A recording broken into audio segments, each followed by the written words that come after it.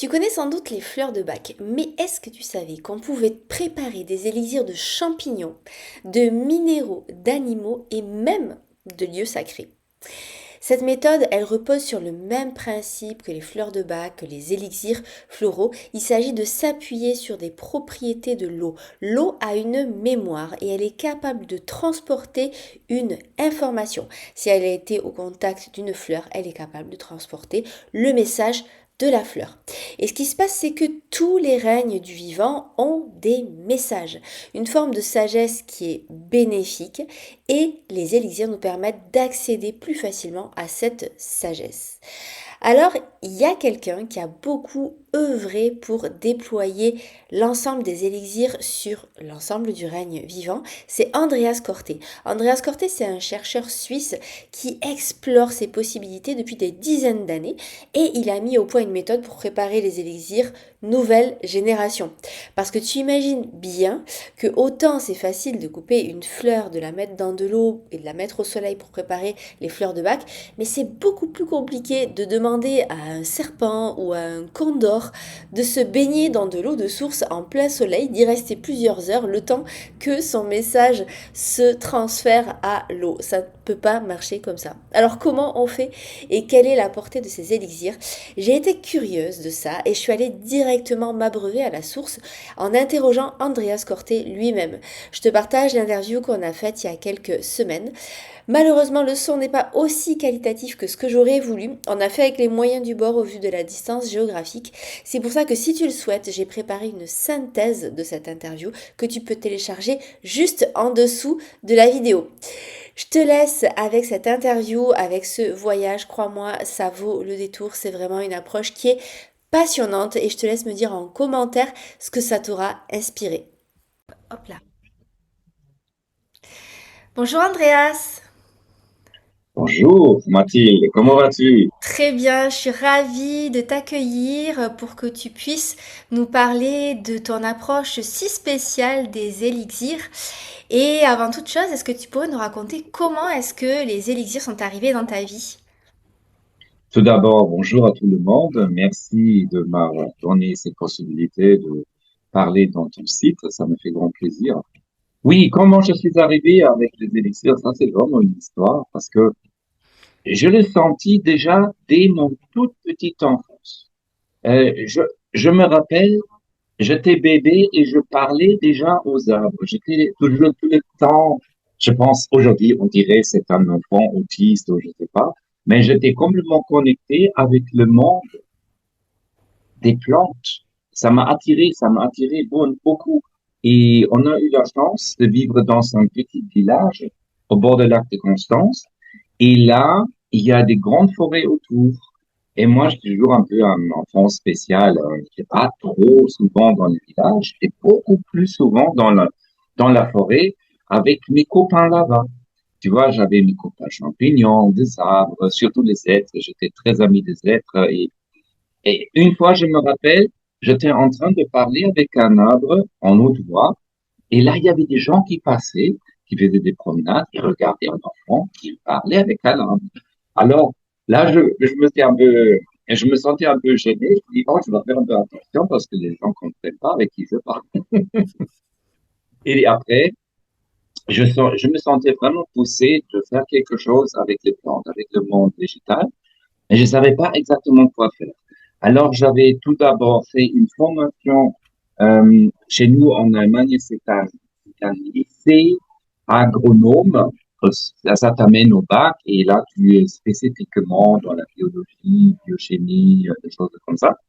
J'avais fait ça et après, j'avais envie de faire une approche directe. Et là, je me suis dit, bon, je vais faire une formation de jardinier pour Hmm. travailler avec les plantes et puis je fais la formation jardinier. Mais c'était pas ça que je voulais en fait parce que je me sentais pas bien quand tu étais obligé, par exemple, de traiter des plantes avec des produits chimiques, des choses comme ça. Vraiment, ça m'a beaucoup dérangé parce que Hmm. je sentais que ça dérangeait énormément de plantes aussi. Hmm. Et après, je travaillais en Suisse et et là, j'avais rencontré une dame, un peu comme toi, physiquement, elle te ressemble un peu, elle était autrichienne. Et elle m'a parlé de la toute première fois de ce travail du docteur Bach. Et Hmm. pour moi, c'était waouh, mais c'est exactement comment moi je perçois le monde végétal. Hmm. Et là, je fais une petite formation avec elle. Et là, j'avais vraiment réalisé, c'est ça, c'est exactement ça. Et j'étais dans un petit village en face du Rhin. Et de l'autre côté du Rhin, il y a une grande forêt qui s'appelle Paradis, comme au paradis en français, non? Parce qu'il y a un monastère Paradis. Et dans cette forêt, il y a une énorme biodiversité. Et il y avait deux arbres qui étaient en plein fleur, qui m'ont appelé et m'a dit, qu'est-ce que tu attends, commence. Mais je savais pas quoi faire, parce que je connaissais pas maintenant procédure pour faire des élixirs, etc. Et en fait, quand j'avais vu que le docteur Bach coupait les plantes pour faire des préparations, ça m'a beaucoup dérangé. Hmm. Alors, j'avais fait des toutes petites préparations de quelques millilitres pour savoir comment ça fonctionne, mais je sentais que la plante, elle souffre, tu sais. Hmm. Et Oui. là, vraiment, je me suis dit, il doit y avoir une autre possibilité. Et là, il y avait quelqu'un qui m'a donné l'idée de travailler avec un cristal. Et là, j'avais commencé justement de faire une nouvelle approche.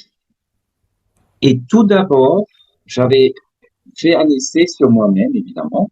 Et c'était Daphne metzerium. C'est un petit arbuste qui fleurit déjà assez tôt dans la forêt, à peu près en mars. Mais en fait, c'est une plante un peu toxique. Mais je me suis dit, bon, je vais faire quand même une petite préparation.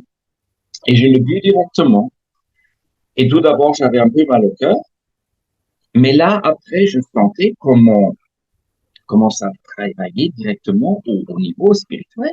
Hmm. Alors, j'ai dit, mais ça fonctionne, tu vois. Et de cette manière, j'ai commencé à faire de toutes petites préparations.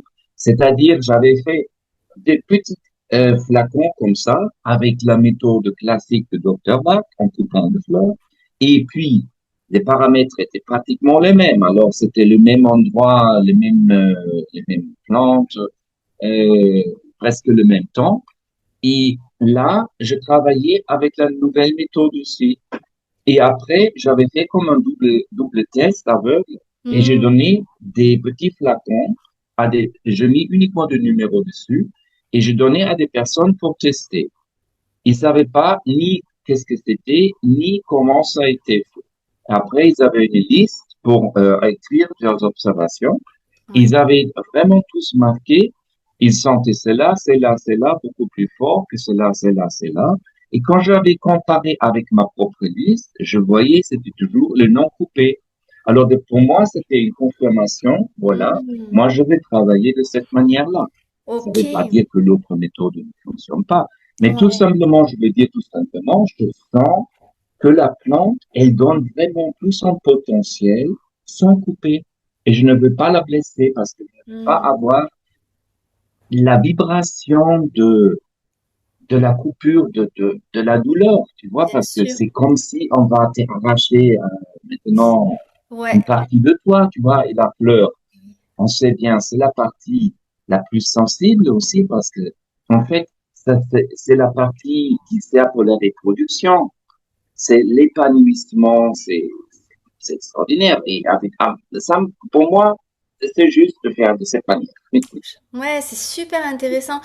Si je comprends bien, toi, t'as découvert sur ton chemin, tu as rencontré les travaux du docteur Bach, ça t'a parlé, mais ce qui t'a moins parlé, c'est cette façon de préparer les fleurs qui consiste à les couper pour les mettre dans l'eau.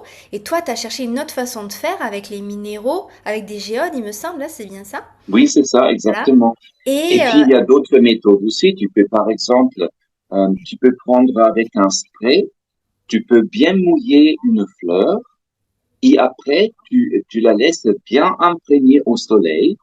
Et avec un compte-gouttes, tu peux tirer, par exemple, les gouttes après qui se sont chargées avec la formation de la fleur. De cette manière, tu n'as même pas besoin de la couper non plus. et On va qu'est-ce que faire tu une penses, André? formation dans les Alpes où je vais montrer aux gens comment on peut faire différentes méthodes. Qu'est-ce que tu penses, Andreas, de l'eau lustrale, c'est-à-dire l'eau de rosée qui se dépose sur les fleurs? Est-ce qu'on peut aussi la prélever pour faire des préparations et pour capter le message de la fleur. Est-ce que tu as déjà essayé ça? Évidemment, ça c'est la procédure qui était utilisée par les druides, je le sais bien, parce que ils avaient ramassé la rosée des fleurs pour faire la préparation. Et en fait, il faut aussi réaliser, le docteur Bach, c'était un chercheur excellent, un médecin formidable, qui lui, il avait une forte sensibilité, une grande sensibilité, il a perçu que les gouttes d'arrosée qui étaient justement posées sur le pétale de fleur, dans le soleil, se chargent avec l'information spécifique. Hmm. Ceci a donné l'idée maintenant de couper les fleurs, de les mettre dans un bol pour faire des macérations, pour Oui. faire des fleurs de bac. Et bon, c'est tout à fait bien, mais je veux dire tout simplement, pour moi personnellement, euh, je sentis que c'est pas nécessaire parce que l'information, elle est là. Et je ne vais pas passer par la souffrance. Et surtout, imagine, parce que je ne m'arrête pas uniquement aux fleurs, je travaille aussi avec des animaux. Et comment veux-tu faire un élixir d'animal?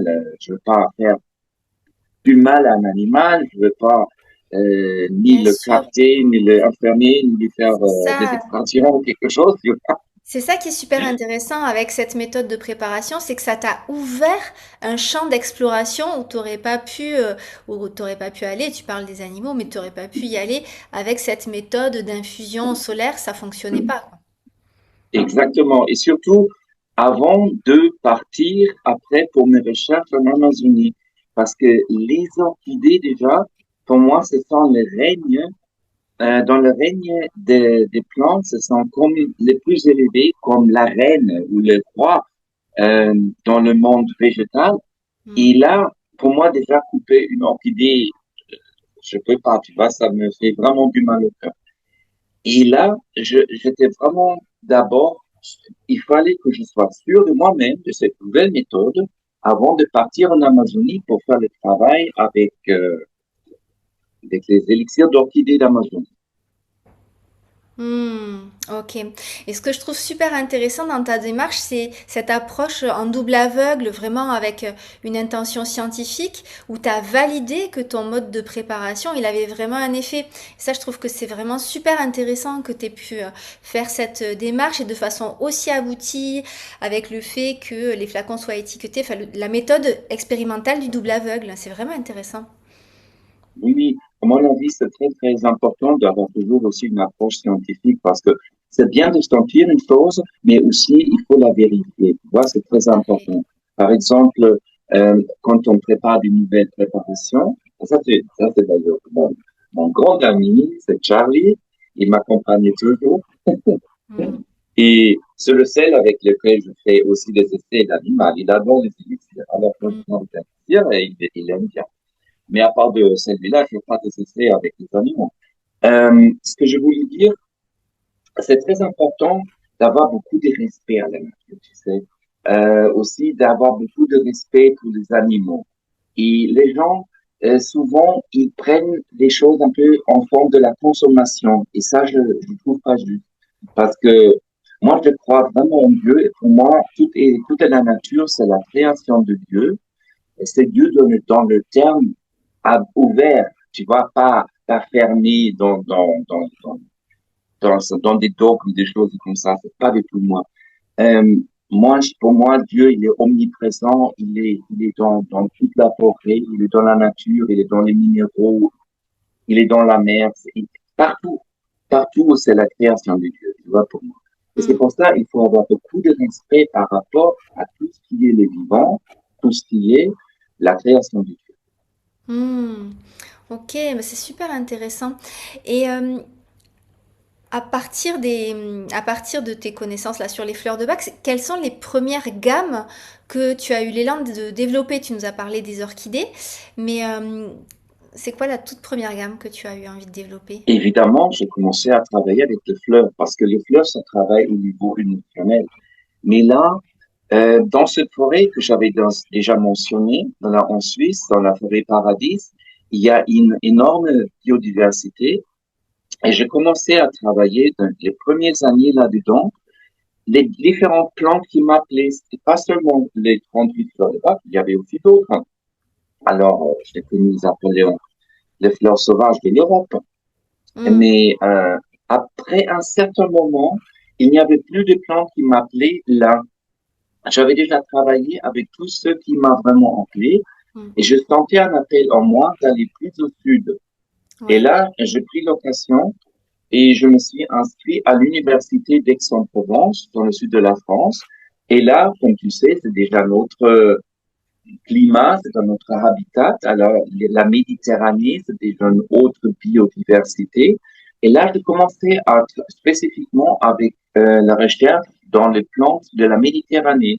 Hmm. Et voilà, et ensuite, je fais connaissance avec des personnes à Barcelone qui m'ont envoyé un médecin de la Colombie qui est venu chez moi à Aix et qui m'a dit, oui, pour venir pour travailler dans notre pays parce qu'il y a une tellement grande biodiversité, etc. Et dans ma tête, c'était oui, j'ai envie de faire ça, mais tu sais, j'étais étudiant, j'avais vraiment pas d'argent. Et je me suis dit peut-être dans 10 ans, quelque chose comme ça. Et, et là, c'était vraiment intéressant parce qu'on avait déjà créé des liens un peu avec des médecins qui sont ouverts, tu vois. On Hmm. a créé une association là dans le sud avec les médecins qui s'appelait Fleurs du Monde avec le but de la recherche des élixirs et pour informer toujours un peu sur les nouvelles recherches, etc. Et on était justement à Marseille dans la maison d'une amie médecin là-bas. Et elle a mis un disque avec des mantras tibétains. Et tout de suite, j'ai connecté au niveau spirituel. Et hop, on m'a emmené tout de suite en Amazonie. Et maintenant, je me trouvais devant de grands arbres là. Et il y avait un débat énorme d'une orchidée qui m'a appelé, qui dit, il faut que tu viennes travailler là. Alors, je me suis dit, si on m'appelle déjà comme ça, il faut que j'y aille. Et Lazare, en allemand, on dit Zufall, c'est quelque chose qui tombe sur toi. Alors, l'hasard y a fait que je reçus exactement la somme de l'argent que j'ai eu besoin pour le billet d'avion. Et Hmm. j'ai téléphoné à ce médecin pour demander si je peux rester d'abord quelques jours dans leur maison et ensuite s'il peut me organiser une formation pour que je puisse financer après la recherche en Amazonie. Oui, oui, pas de problème, tu viens. Et évidemment, je suis allé là. D'abord, j'étais chez eux et j'étais très bien accueilli. Et il m'a aussi organisé une conférence, c'était en fin de semaine, un stage, avec une trentaine de médecins. La plupart, c'était homéopathes. Mais il faut savoir que je ne parlais aucun mot espagnol. Hmm. Aucun mot espagnol. Là, à Aix, j'avais étudié l'italien. Alors, tu vas dire français, l'italien, bon, on comprend déjà un peu. Mais je parlais pas l'espagnol et j'ai demandé humainement, mais qui va faire la traduction parce que les gens déjà ici, je devrais démarrer. Ils m'ont dit un traducteur. Qu'est-ce que je fais maintenant? Dieu aide-moi, Dieu aide-moi. Tu sais, c'était vraiment incroyable. Et Dieu, il m'a aidé. Je commençais à faire un channeling. Je parlais dans une langue que je connaissais pas. Et je me suis dit, mais qu'est-ce que c'est ces mots? Je demandais aux gens, vous me comprenez? Oui, oui, tu continues. Oh mon Dieu, ça fonctionne. Alors, il ne faut pas réfléchir, il faut tout simplement parler. Et je continue à parler, parler, parler. Je fais toute la formation en espagnol sans savoir espagnol. Ouais. C'était vraiment, quand on a besoin de l'aide, on la reçoit, hein. On la Hmm. reçoit, je peux te Ouais. dire. Belle C'est expérience. vraiment incroyable. Pour moi, c'était comme l'histoire de Pentecôte, quand les gens commencent vraiment à parler dans différentes langues dans ce temps, mais c'est comme ça. Hmm. Tu connais ces communications avec les animaux. Ça fonctionne aussi au niveau télépathique, Ouais. d'accord? Mais même encore après, j'avais une autre rencontre avec des chamans dans la forêt amazonienne. Eux, ils parlaient le Kikuna. Et après, je me suis posé la question, mais on a parlé de quelle langue? Hmm. Probablement, je l'ai parlé en allemand, je sais pas. Mais j'ai bien compris ce qu'ils m'ont dit et je savais qu'ils m'ont bien compris aussi, tu vois. Parfois, c'est au-delà des mots, c'est Hmm. télépathique, tu Ouais. vois. Je Je peux vois. dire, Dieu m'a fait cadeau de l'espagnol, j'ai jamais dû apprendre, ça m'est resté dans la tête. C'est pas parfait, mais ça va pour faire des conférences. Ok, waouh, c'est magnifique. Merci de partager toutes ces expériences. Donc, si j'ai bien compris, toi, tu suis ton appel. C'est-à-dire que quand tu es dans un endroit qui est vibrant pour toi, il y a les êtres de la nature. Bon, tu nous as parlé des plantes, des arbres qui t'appellent. Et puis, quand tu as fini d'explorer un endroit, tu es appelé à un autre endroit. Et je crois savoir que comme ça, t'as développé des gammes avec tous les règnes du vivant, que ce soit avec les minéraux, les champignons, les animaux. Si tu voulais aussi nous parler des élixirs de dauphins, du travail que tu fais avec les dauphins, tu veux bien nous en dire un mot? Oui. Alors, je pense qu'il faut faire une fois une émission seulement là-dessus parce qu'il y a tellement de choses à dire. C'était quand j'étais invité à l'université de La Lagune en Espagne. Et là, il y avait une dame qui venait, qui n'était même pas partie du groupe de la formation. Euh, Elle m'a amené un papier. Elle disait qu'il est un médium, je sais pas, j'ai rien compris. De toute manière, j'ai rien demandé. Mais elle a un message pour moi. Elle m'a donné le papier. Bon, et après, quand j'étais à l'hôtel, je commençais à me lire. Je me dis, comment c'est possible? Parce qu'il y avait certaines informations là-dedans qu'elle pouvait vraiment pas savoir. Parce Hmm. que c'était la première fois que je parlais des orchidées et les orchidées vont très haut dans les taux vibratoires. Et dans les textes, c'était déjà écrit là quelque chose là-dessus. Mais comment c'est possible? Et puis c'était écrit, je devrais me préparer pour une préparation, ce qui va être quelque chose comme une jeunesse éternelle ou un bien-être en permanence. Waouh, c'est quoi ça? Mais je ne savais pas. Et quand je suis retourné en Amazonie, j'étais dans la hamac, dans le sommeil un peu, et j'entends tout simplement la prochaine pleine lune. Pas plus. Le moment, c'était clair, prochaine pleine lune. Mais maintenant, la prochaine pleine lune, c'était plus directement au fleuve d'Amazonas. Et c'était quelques jours avant de retourner dans le froid d'Europe, c'était l'hiver. Et là, on se dit, on va faire une excursion un peu pour visiter quelques îles dans les Caraïbes, de la Colombie. Et on est parti avec le bateau. Et qu'est-ce qu'on voit dans la mer? Il y avait plein de dauphins. Et alors, on s'est arrêté. Je me suis tout de suite mis dans le maillot. Je suis allé dans l'eau pour nager avec eux. Il y avait un petit dauphin qui arrive tout de suite vers moi, qui s'est arrêté quelques centimètres avant mon plexus solaire. Et ils sont grands. Je peux t'envoyer plus tard des photos, tu verras vraiment, ils sont vraiment par rapport à une personne, ils sont énormes, presque 3 mètres, 4 mètres. Et j'ai dit, j'ai pas peur de toi, mais respecte-moi aussi. Et c'est comme s'il voulait tester si je l'embrasse ou non, tu vois. Hmm. Et après, il tournait autour de moi tout le temps. Et je sentais plein de choses. Je me dis, qu'est-ce qui m'arrive? C'est incroyable. Qu'est-ce qui m'arrive? Comme si j'étais en train de prendre différents élixirs tous ensemble. Et là, j'ai regardé là-haut et j'ai compris, ah, c'est la lune, c'est le dauphin. Moi, j'ai jamais pensé de travailler avec les animaux, tu sais, c'était pas dans ma tête. Mais il est venu comme ça. Alors, on s'est arrangé avec les gens du bateau et les gens de l'île qu'on pourrait rester là et qui venaient demain pour retourner avec le bateau le lendemain. Et le soir, j'allais de nouveau là où il y avait les dauphins. Je me suis mis euh, dans la mer sauvage. Je me suis mis là et les dauphins arrivaient comme ça. Et puis ils commençaient à travailler directement. Ils ont transmis cette fréquence, une très haute fréquence, et j'ai capté tout simplement cette information. Je ne savais même pas ce que j'étais en train de faire parce que il y avait toujours un dauphin qui était là, il est parti, il y a un autre qui a repris sa place, et c'était quelque chose comme un jeu, une danse. Et de cette manière, l'élixir s'est créé, c'était vraiment incroyable.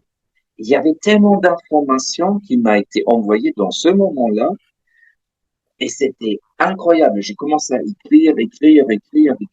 C'est terminé tout un livre. Et une des informations, par exemple, c'était que eux, ils étaient déjà sur la Terre comme des mammifères, mais comme ils voyaient nous arriver comme espèce dominante, ils savaient que notre conscience n'est pas vraiment à la hauteur, qu'on pouvait être dangereux pour eux. Alors c'est pour ça ils ont préféré de retourner à la mer, un peu comme les phoques aujourd'hui, tu vois, qui sont entre la mer et la terre. Hmm. Et effectivement, plus tard, les archéologues, je pense au Canada, ils ont trouvé des preuves comme quoi les cétacés, alors les dauphins et les dauphins et les baleines, étaient des animaux terrestres. Alors tout ça, ça a été confirmé. Alors c'est Hmm. incroyable, ces informations. Et pour nous maintenant, ils sont super importants pour nous enseigner comment sortir de toute cette situation difficile dans laquelle nous sommes actuellement. Aujourd'hui, c'est la pleine lune. Si vous voulez, faites aussi une méditation. À 19 heures, on peut se unir avec beaucoup de gens dans de différents groupes dans le monde entier pour faire une méditation pour la paix et pour l'amour dans le cœur. Et ils me disent toujours confiance, il faut pas avoir peur, utiliser la force la plus puissante dans l'univers. Qu'est-ce que c'est? L'amour. L'amour inconditionnel. Et ça va faire disparaître tout. Et ça va guérir tout. C'est l'amour inconditionnel. Eh bien, on peut se balancer les bombes, les fusils, etc. On peut s'exterminer avec les bombes atomiques. Ou on va dans une autre conscience avec l'amour inconditionnel. Tu vois? C'est pour ça Hmm. les élixirs sont tellement importants pour donner aussi un soutien en ce moment, parce qu'il y a tellement de gens angoissés pour retrouver cette confiance en nous-mêmes aussi et pour avoir cet optimisme vers le futur. Ça, c'est très important. Et là, les dauphins, pour moi, c'est vraiment les maîtres. Il est Hmm. extraordinaire. Ok, donc c'est comme ça que tu as élaboré cet élixir de dauphin. Donc c'est un élixir qui fait partie de la gamme des élixirs animaux, c'est ça, hein? Oui, les élixirs de la mer. Les Le élixirs de numéro la 12, mer. le Delphes, il s'appelle Delphes. D'accord. Ok, bah écoute, un grand merci Andreas pour Merci. tous ces partages. Je sens que tu as tellement, tellement d'autres choses à partager, à raconter. Mais voilà, c'est une belle introduction. Merci de nous partager, de nous ouvrir une fenêtre sur ton monde, sur ton travail. C'est très précieux et je suis sûre que ça va beaucoup résonner avec les personnes qui s'intéressent aux fleurs et à leur médecine. Parce que moi, ce que je sens, c'est que ce que tu proposes, c'est vraiment de dézoomer et de faire alliance avec tous les règnes du vivant et avec ce grand tout. Voilà, merci pour amener ça dans le monde et ben, on aura Merci à l'occasion toi. de s'en reparler. À Et très on a bientôt. organisé déjà tellement des conférences aussi, où on a invité tous les différents producteurs aussi, parce que tous les autres, pour moi, ce sont des gens qui sont des collaborateurs. Nous sommes tous ensemble, nous formons tous une grande équipe. Et notre travail, c'est aider les humains, aider les animaux, aider la planète avec l'amour inconditionnel qu'on Hmm. reçoit à travers des plantes, des animaux, etc. Merci pour ce beau message, ça va être le mot de la fin. Et puis à très bientôt. Pour ceux qui sont intéressés, on peut retrouver tes élixirs sur le site Fille Essence, c'est bien ça? Oui, c'est ça. Je Mhm. mettrai le lien en dessous de la vidéo si Merci vous avez envie beaucoup. d'explorer. Merci à Et à toi, Andreas. bientôt. À En bientôt. allemand, on dit Auf Wiedersehen, à se voir la prochaine. À bientôt.